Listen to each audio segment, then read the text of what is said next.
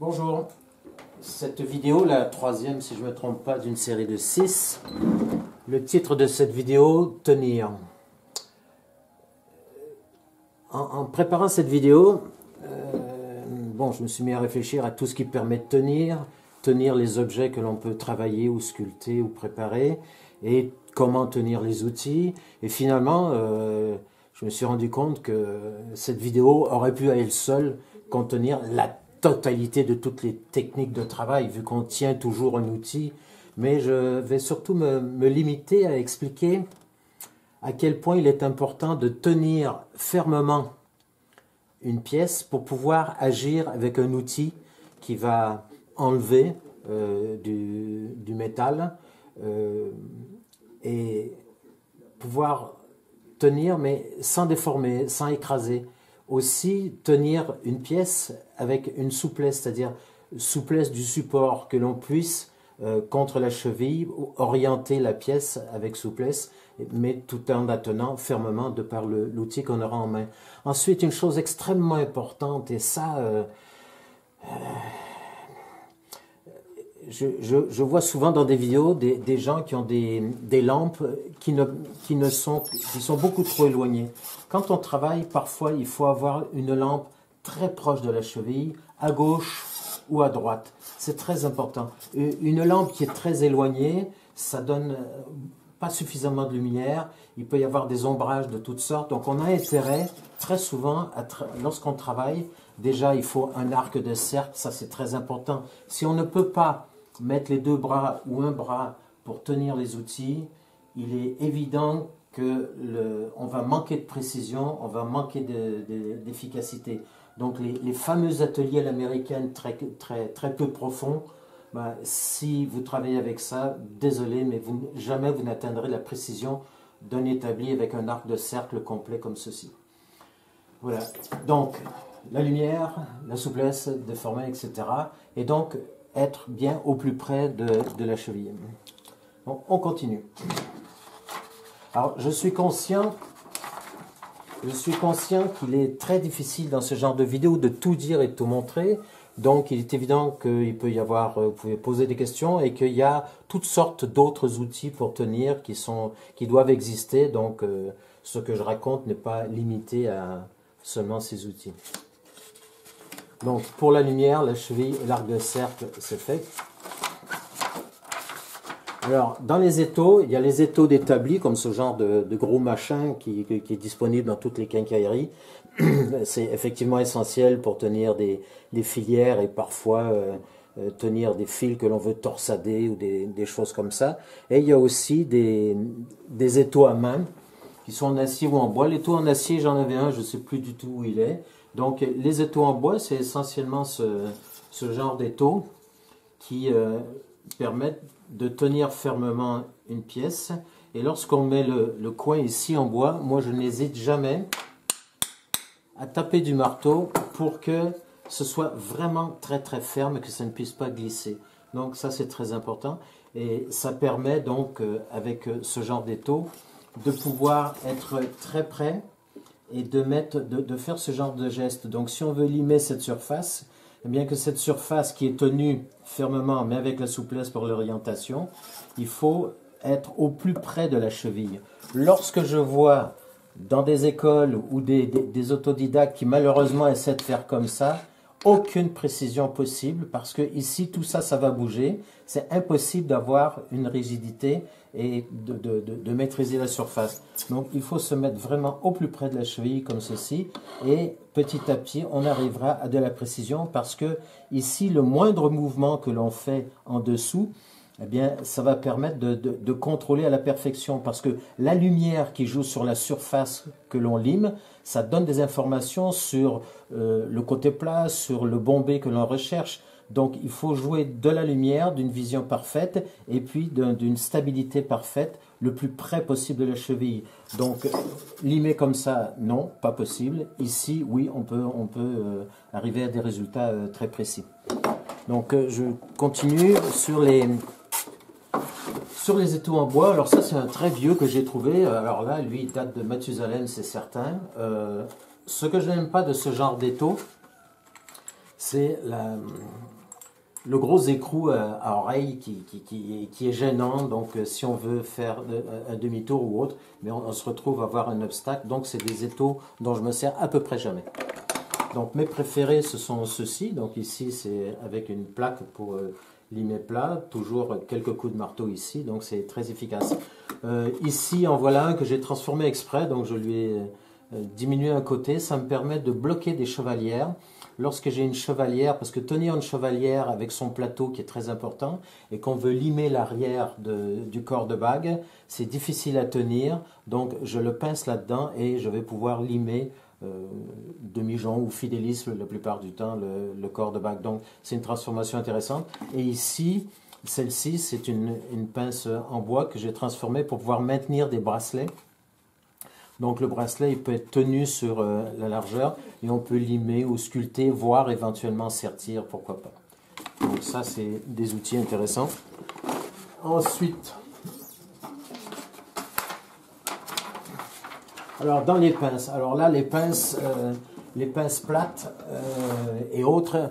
Dans les pinces plates, une astuce que je trouve très intéressante souvent pour tenir une petite pièce, par exemple limer les pétales d'une fleur avant de l'emboutir par exemple, eh bien on peut tenir cette fleur qui est découpée, la tenir avec une pince sur laquelle on aura collé un morceau de papier d'émery, ce qui fait que lorsque l'on pince la pièce, on pourra très facilement ici tenir tout près de la cheville et pouvoir sculpter petit à petit les bords, voire un peu casser les angles et commencer à arrondir.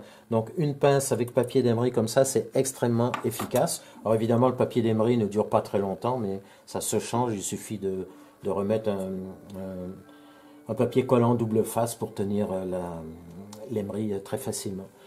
Dans les pinces, une pince vraiment très intéressante, celle-ci, elle a en gros 50 ans. C'est une pince que j'ai modifiée et simplement j'ai soudé deux plaques de cuivre, cuivre pur, soudées à l'étain de chaque côté. Et avec ce genre de pince, on peut plier des plaques en or ou en argent pour mettre en forme un corps de bague, par exemple. Et le cuivre étant suffisamment mou et puis usé et arrondi, on ne marque pas le métal. Donc pour mettre en forme les pinces à l'intérieur cuivre, c'est très bien. Une autre pince intéressante, c'est des pinces toute simple, avec un côté qui est limé en forme de cône et l'autre côté plat, ce qui permet de mettre en forme des bélières très facilement avec, en pliant d'un côté et de l'autre. Donc ça, vraiment intéressant comme genre de pince. Ensuite, dans les pinces, bon ça c'est les pinces, j'ai déjà montré ça peut-être. C'est des pinces qui permettent de faire des crochets de boucles d'oreilles. Donc ça, c'est des pinces, tant pis pour le téléphone, des pinces qui permettent donc de faire des crochets pour boucles d'oreilles. Mais ça, j'en reparlerai un jour, je ferai une vidéo que là-dessus. Voilà. Intéressant aussi, lorsqu'on travaille, parfois on a besoin de tenir certaines pièces en métal beaucoup plus fermement. Il ne faut absolument pas que ça grippe. Et donc on peut prendre des pinces de ce genre qui sont striées à l'intérieur. C'est un peu agressif, mais c'est quelque chose qui est très très intéressant en atelier. Ensuite, fatigant ce téléphone. Ensuite, des pinces parallèles. On va régler ça. Et voilà, c'est fini, tant pis. Donc pince parallèle ici légèrement pointue, extrêmement pratique pour redresser des anneaux ou mettre parallèle des bélières. Ça c'est des pinces extrêmement efficaces. Une autre pince que j'aime beaucoup, les pinces grippe. Les pinces grippe, c'est pas classique dans les ateliers de joaillerie, mais c'est une pince donc contemporaine qui est extrêmement utile et qui est très très puissante. Parce que lorsqu'on pince deux pièces ensemble, un gabarit par exemple et un plané, ben on a la certitude que rien ne bougera avec ce genre de pince. Alors il en existe des beaucoup plus grosses et qui sont intéressantes aussi, mais dont je me sers un peu plus rarement, mais quand même parfois. Ensuite, les pinces à coulant. Les pinces à coulant, j'en avais une vieille que j'avais à l'école, mais elle a rendu l'âme. Mais je vous montre le principe. Ça, c'est connu surtout des anciens. C'est moins la mode. Hein, elles sont vraiment vieilles et fatiguées, celles-ci. Celle-ci que j'ai trouvée intéressante parce qu'à l'intérieur, il y a des demi-trous qui permettent certainement de tenir des boules pour limer ou percer et les tenir fermement. Donc ça, c'est de vieux outils dont je ne me sers pas, mais ce principe est intéressant. D'ailleurs, si vous faites sur Internet pince à coulant, vous verrez qu'il y a une multitude de pinces avec ce principe, y compris des pinces très modernes. C'est étonnant, j'ai été étonné moi-même, je n'en revenais pas que le principe que je croyais très ancien est quand même beaucoup utilisé aujourd'hui. Ensuite, roule-goupille. Alors là, roule-goupille. Un bijoutier joaillier qui n'a pas de roule-goupille, pour moi, il ne peut pas travailler. C'est l'outil essentiel, à commencer par son premier usage. Le roule-goupille, avec une aiguille en acier, une aiguille à coudre, dont on peut modifier un tout petit peu la pointe, parce qu'une aiguille à coudre toute neuve, la pointe est un peu fine, donc elle est un petit peu, elle n'est pas assez rigide. Mais un roule-goupille et une aiguille à coudre comme ça, c'est la pointe à tracer la plus efficace et la plus précise qui se puisse faire. Ça coûte pratiquement rien, une aiguille et un roule-goupille, et ça c'est un outil exceptionnel pour prendre des marques, tracer des gabarits, ça c'est fantastique. Donc, et les roule-goupilles donc existent aussi en beaucoup plus gros, et il est intéressant parfois pour des questions d'aisance dans le travail, de pouvoir tenir de petits fils ou de petites choses, mais avec un nez de serrage petit, mais avec un roule-goupille plus important. Par exemple, ici, je suis en train de faire une chaîne en platine, et les maillons, donc il faut que je mette un paillon de soudure extrêmement fin dans la coupure du maillon. Donc ce que je fais, je plante une fraise cassée, je le plante ici dans le trou qui est sur la cheville, et en poussant un tout petit peu, le maillon s'écarte légèrement et je glisse le paillon, et le paillon, croyez-moi, lorsqu'il est écrasé au marteau, il fait un demi-dixième de millimètre, c'est presque rien, c'est du papier à cigarette, mais ça permet de faire des soudures avec précision. Donc pour les roule-goupilles, alors les roule-goupilles, donc ça existe en grand format, et on peut avoir des roule-goupilles qui sont tout en métal, en général laiton, mais il y a aussi des versions avec des poignées en bois, donc c'est des nez de serrage de toutes sortes de diamètres. Donc là on peut acheter ce genre d'outils ailleurs que chez des marchands d'outils de bijouterie. On peut fouiller dans des quincailleries et découvrir des trucs intéressants de ce genre. Et ici, par exemple,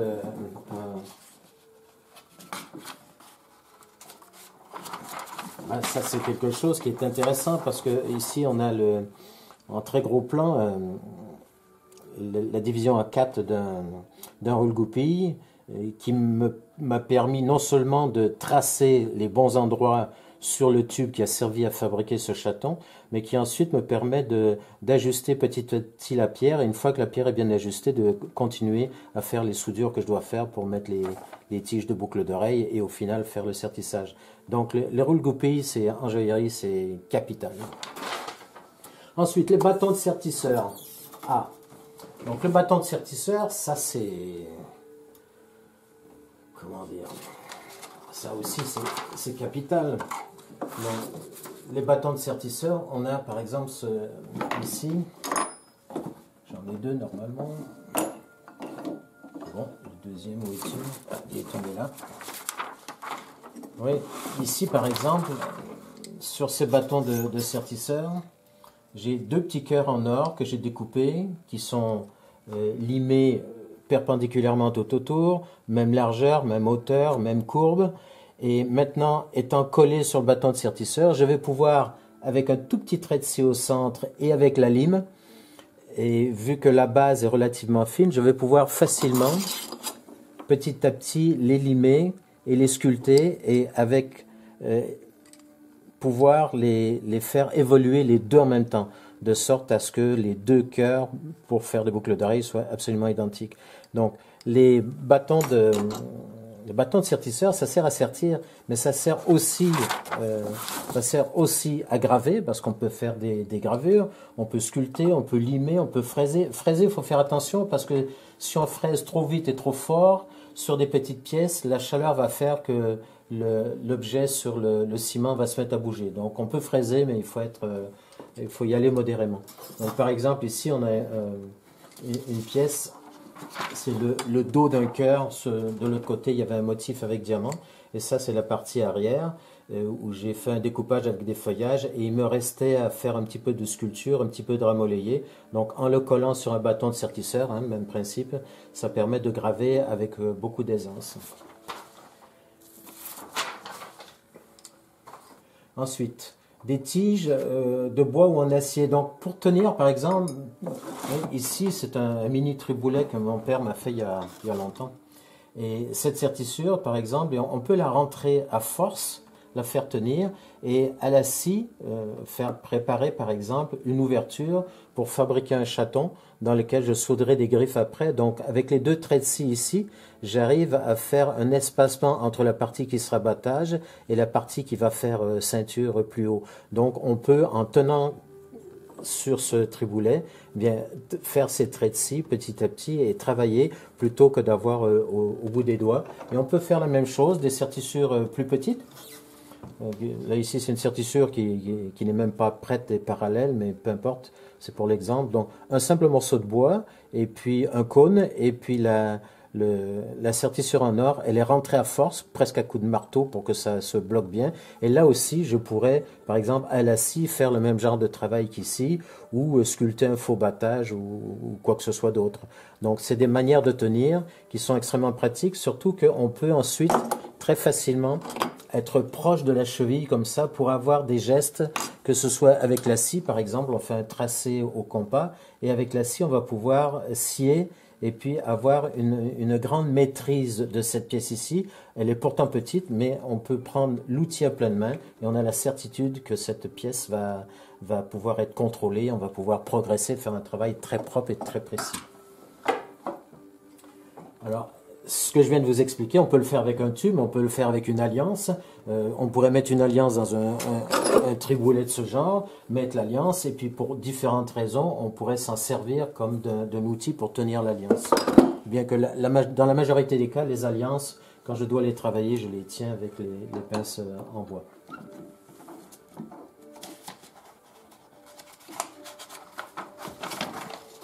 Ah, un truc ici intéressant. Ici, c'est toujours un roule-goupille, et ça, c'est un petit motif qui va sur une perle. Et pour pouvoir sculpter ce genre de petit dessin, après l'arrondir et en faire quelque chose de très précis, eh bien, très souvent, je perce, donc il y a un trou au centre, et cette pièce est filetée, et il y a une tige filetée qui visse, et ce qui me permet de visser ce motif contre le roule-goupille. Et vu que la pièce est vissée tout contre et qu'elle ne bouge plus du tout, eh bien, j'ai le roule-goupille qui me permet de tenir et de sculpter facilement à la lime, tranquillement tout autour, et de faire un travail très précis. Et pourtant, ce genre de pièce, sur une perle, on peut arriver à faire des diamètres de 3, 4, 5 mm, donc c'est vraiment très petit, mais grâce au roule-goupille et à la tige filetée, on peut tenir absolument facilement. Parce que l'objectif de tenir, c'est toujours d'avoir une précision et une aisance de travail. Alors ici, ça c'est des fameuses guillotines. Celle-ci, je l'ai pris en photo chez Kungslöckl à Paris, mais je suis sûr qu'on trouve les mêmes aux États-Unis. Donc, c'est des systèmes de laiton, de vis et d'écrou avec des petits morceaux de bois pour tenir des pièces en joaillerie quand on va faire des mises en pierre et surtout des mises à jour. Donc, ça, c'est un modèle que je ne possède pas. Ce serait bien que je m'en achète. Et ça, c'est une guillotine que j'ai fait il y a longtemps, une guillotine maison, sur le même principe.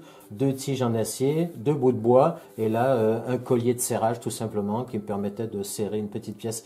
Mais jusqu'ici, je me sers rarement de ce genre de choses. Disons que c'est plutôt fréquent dans les ateliers de haute joaillerie, parce qu'ils ont des pièces avec beaucoup de mises à jour à faire.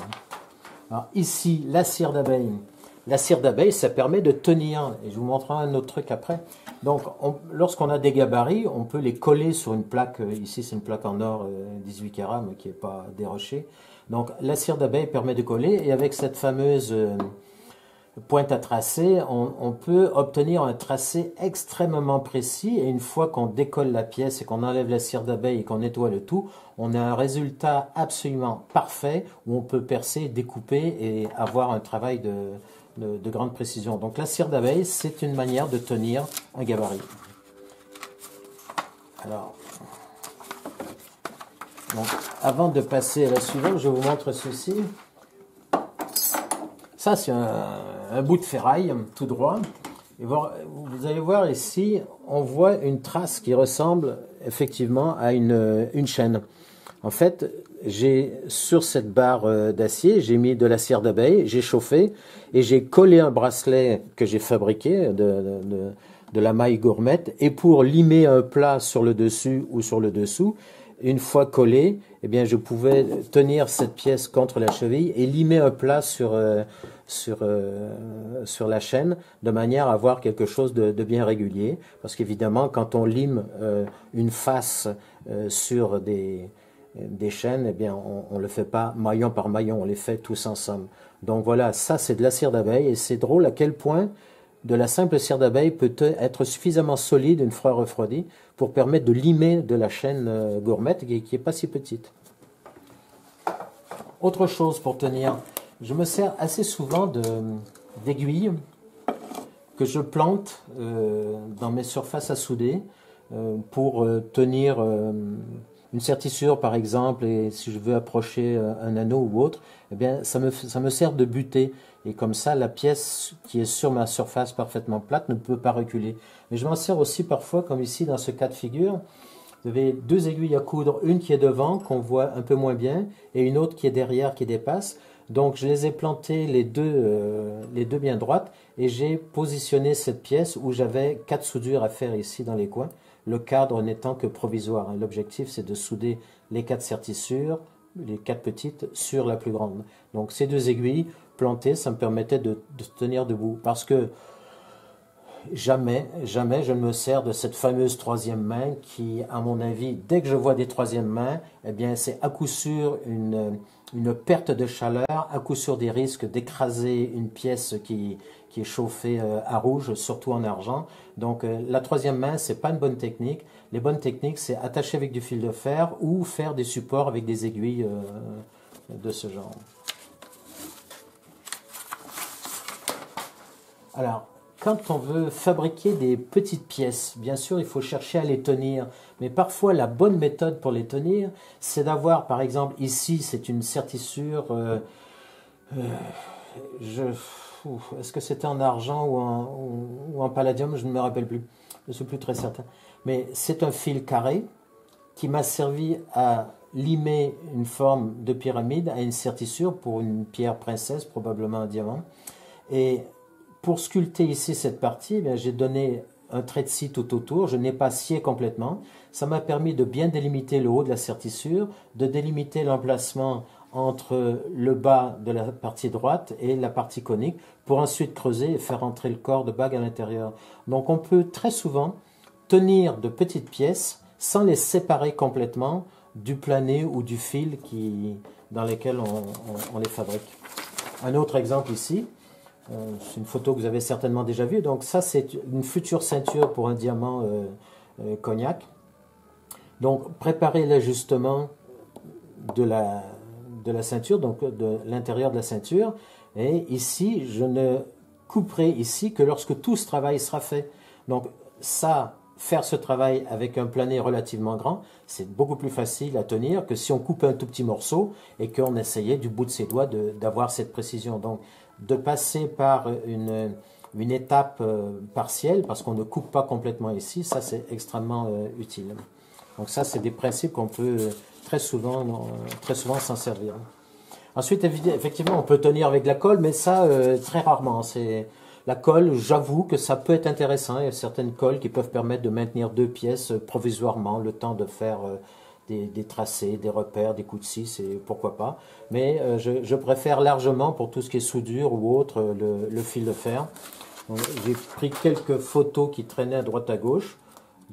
On a toujours ici là, ce petit motif sculpté avec une tige filetée qui est déjà soudée sur l'anneau, qui rentre ici à l'intérieur, et le fil de fer qui passe une seule fois ici au-dessus, enfin une seule ligne, pour permettre, parce que cette soudure est faite numéro 6, et la dernière soudure ici, je le fais avec un très très petit paillon de soudure numéro 5. Donc un autre cas de figure, ici c'est avec une sertissure pour mettre un diamant, un faux battage, donc toujours un fil de fer pour tenir. Ici, un anneau que j'avais amorti la soudure, et puis ensuite pour faire la soudure complète finale, donc j'ai rajouté un petit peu de soudure et je l'ai attaché comme ça. Donc c'est une photo assez rigolote, je trouve. Ici aussi, du fil de fer toujours pour faire tenir une griffe contre un chaton ajouré.